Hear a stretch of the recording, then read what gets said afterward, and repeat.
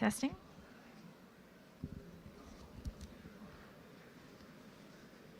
Hi, good morning, everyone. My name is Ann Vaughn. I'm the Senior Advisor for Climate Change in the Bureau for Resilience and Food Security. Thank you so much for being here with us today, and I'm sorry we're starting a little bit late, and I'm afraid I'm going to have to be a bit of a taskmaster on time as we have some very tight deadlines today. But we greatly appreciate our partners being here today to speak about an important partnership the acronym is CACCI, but it stands for the Comprehensive African Climate Change Initiative. And we're honored and privileged to have the AUC Department of Agriculture, Rural Development, Blue Economy, and Sustainable Environment, or DARBE, another good acronym, and the AU Commissioner, Josefa Sacko, here just to give brief 2-minute remarks, I'm afraid, on the importance of NDCs and making sure that we're implementing NDCs. What I may do just for housekeeping, we'll have our speakers just speak on the panel, and then we'll have the microphones disinfected and we'll pass. And we're keeping to a very tight timeline, so appreciate everyone's brief remarks. Thank you so much for being here, Your Excellency.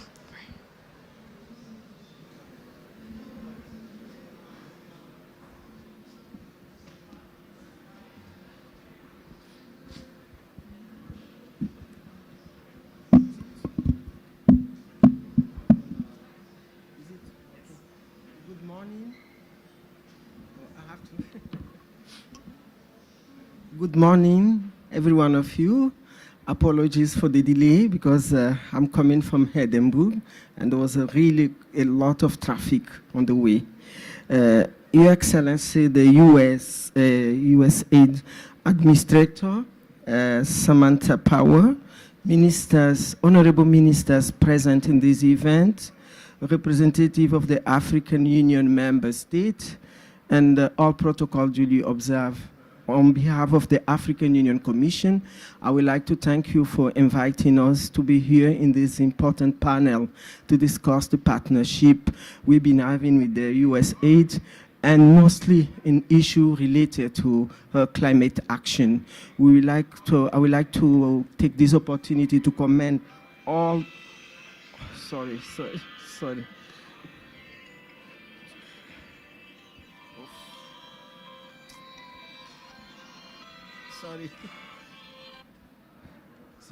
So I would like to take this opportunity to commend the US government and to welcome you back to the family of the climate action. Congratulations for your administration to really look at the issue of our planet, very important as one of the priority. So as the moderator said it rightly, I'm late and I have another commitment, but I'm here, I'm fully committed, and I have my ministers that are here also. In terms of our main concern is the implementation of our NDCs. Africa is the first part of the world that presented 54 NDCs immediately after the Paris Agreement. But up to now, due to financial constraints and other challenges we are facing, we haven't been implementing it. And it is important if our partners can come hand in hand with us in order for us to, first of all, to update our NDCs, because we are 6 years behind. 2015, now we are in 2021, so that is 6 years that have gone. A lot of more things have taken place, and the extreme weather events is really, tackling our economy, our food system, food security, all these issues that we need to update our NDCs. And I know that through this partnership, through COP26, we are really trying to pave a way for future real implementation, because that all we commit ourselves, or we engage ourselves in this conference has been follow, monitoring, and assess. That is why we are here. We cannot leave our continent far away from Africa and be here just to do tourism. It's so much. We have COVID-19 pandemic that affected globally all the world. And if you know how this climate change issue is affecting the vulnerable continent, which is Africa, this is the time to do something. So I really appreciate this meeting. I would love to stay till the end of the meeting, but due to another commitment, But I have my team that are here. They are going to give me the outcome, and I will follow it up. I'm really engaged to really see that this partnership with the USAID is really, a reality. I thank you. Thank you so much, Your Excellency. And then next, just moving along quickly in the program, we'll hear from Administrator Samantha Power, who is the head of the U.S. Agency for International Development. Thank you.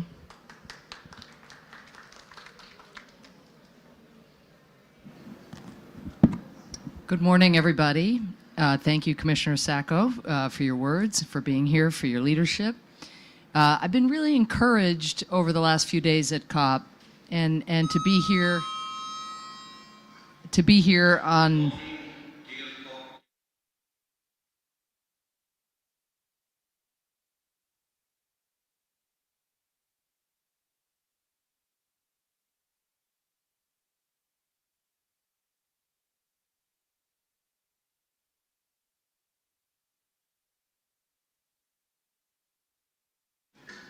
So I was just saying, I've been so encouraged these last days at COP and to be here on what is my final day with ministerial counterparts from across the African continent.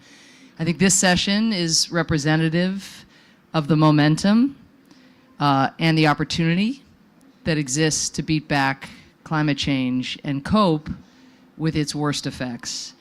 But while there is that opportunity, I want to be sure to reaffirm today that the United States recognizes that we have an obligation to support partner countries across Africa as you strive to develop and deepen and implement your nationally determined contributions and national adaptation plans. This is something you've long asked for. We were absent for the last 4 years. You heard President Biden's reflections on that, but we are owning up to our obligation here today. And that's why I'm really pleased with the leadership of the AU Commission to launch the Comprehensive Africa Climate Change Initiative, CACCI. And what this initiative aims to do is to boost the technical capacity of governments to gather and analyze the data needed to inform your climate strategies and implement your nationally determined contributions. Because while all countries, all of us, are working to mitigate emissions and adapt to climate change, every country's individual targets are going to vary, and a one-size-fits-all strategy would not work. Some countries may need to focus on reducing emissions from large-scale agricultural activities. Others need to find ways to transition from coal to renewables to generate electricity for rural areas. Some countries need to invest in the ability of rural farmers to adapt to maintain their livelihoods, while others will need to consider how their cities will consume energy more efficiently. And some countries lack the tools, and I talked to the Zambian Minister Collins yesterday about this. Some countries lack the tools to measure and compile data on greenhouse emissions altogether. So they lack the baseline to even know whether they are making progress and making a dent in the challenge. This initiative aims to help countries capture that data that they need in order to set and reach their climate mitigation and adaptation ambitions. It is not enough to have a destination. All of us need a map for getting there, with signposts along the way. We are fortunate to be able to hit the ground running with 2 African partners ready to bring their expertise and their credibility to the cause. Academia 2063 has become the continent's go-to resource for gathering evidence on agricultural productivity, food markets, and trade. Their researchers work with country and regional African experts to compile and manage data, conduct high-quality analysis, and convey to policymakers the implications of all of that. Second, the Regional Network of Agricultural Policy Research Institutes serves as a platform for collaboration across the continent, enabling countries to effectively coordinate with each other, share climate and crop data, and learn from one another's experiences. Together, this initiative will develop a first-of-its-kind system for training accountability to the mitigation and adaptation targets that are being set. And through this new initiative, USAID is deepening our partnership with AU member states by developing transformative climate agendas, not just with your development or environmental ministries, but alongside your energy, economic, and agricultural ministries. So again, I thank all of you, Commissioner Sacko, for bringing us together, and all of you for committing us to a partnership that is going to build resilience and generate hope for so many. Thank you so much. Thank you so much. Thank you so much, Administrator Power. And then next, again, very briefly, but we're very excited to extend an invitation to the podium to speak from our minister from Zambia, from the newly created Minister of Green Economy and Environment, the Honorable and Excellency Collins Nzovu. Welcome. Morning, ladies and gentlemen. The Administrator, Madam Powers, Commissioner Sacko, Your Excellency is present, my fellow ministers, my fellow delegates to... It's really an honor and privilege to speak before you and share the Zambian experience very quickly. And obviously the fact that Zambia welcomes the Comprehensive Africa Climate Change Initiative, which is promoted by the US government through USAID. Make no mistake, Zambia is part of the aspirations the whole world would like to achieve. Zambia will be part of ensuring that we achieve the 1.5 target, the net zero by 2050. The main aims of Zambia is to reduce emissions from the Forestry Department as well as agriculture. This is where we need their support. A new government like ours, the major challenges have been effective use of our natural resources. We've been invaded by foreign powers. We're tackling corruption. We're ensuring there's good governance. I'm sure these are the ingredients the USAID would like to see, for including ensuring mitigation and adaptation measures are taken in place. We are ready as a country to work with yourselves. Consider us worthy partners, because we know the negative effects of climate change and we're already experiencing them.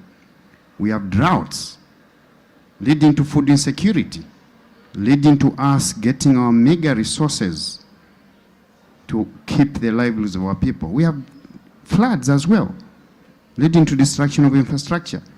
So we want to partner with yourselves, and we are ready to partner with yourselves. Going forward through the Administrator and the EU Commissioner, Madam Sacko, would like to have more detailed discussions. I know we are short of time now. Would like to have more detailed discussions and see how we fit in. This is a worth partner, and we really would like to offer the piloting case. Be assured that to participate fully, that we are ready for you, and we look forward to a very close partnership. I want to thank you.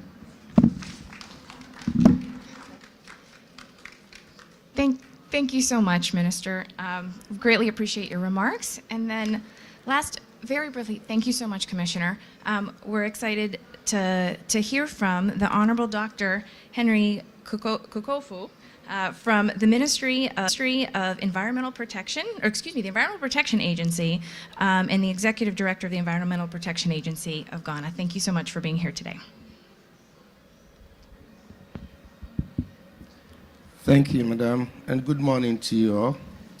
Our protocol duly observed of the Comprehensive Africa Climate Change Initiative, the CACCI, by USAID and the US government to partner with African countries in tackling climate change through implementation of NDCs and NAPs. It may interest you, Madam, to know that Ghana has recently upgraded its NDCs and has truly passed it on to UNFCCC for publication. And in it, we have 47 lists of activities that we intend to do, areas of economic environment.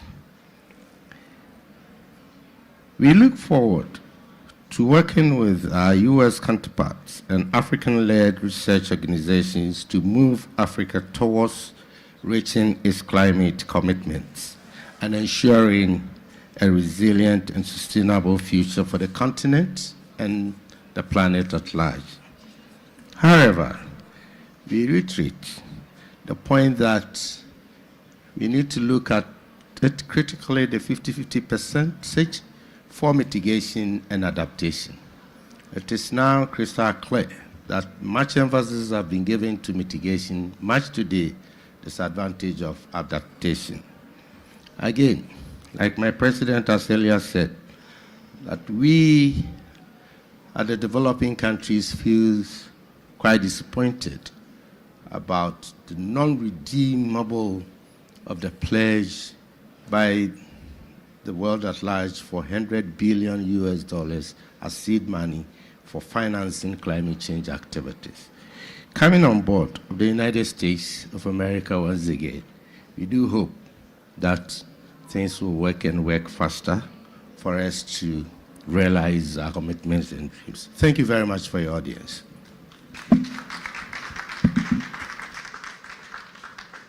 Great, thank you so much. I greatly appreciate it, and I'm apologies. We're running out of time. I'm so sorry, but I just wanted to recognize you in appreciation for Rwanda and coming in. I think you had a statement on behalf of the minister. Would love to be able to hear that, or we could have an exchange in writing so we make sure we can have that conversation. But I'm afraid we have to wrap up. But I would just like to thank the panel, and again with apologies to the Minister of Rwanda, and please send our appreciation for sharing. But thank you so much for attending this important event and learning more about the partnership, and we look forward to further engagement so we can further advance and have some very ambitious nationally determined contributions. Thank you so much.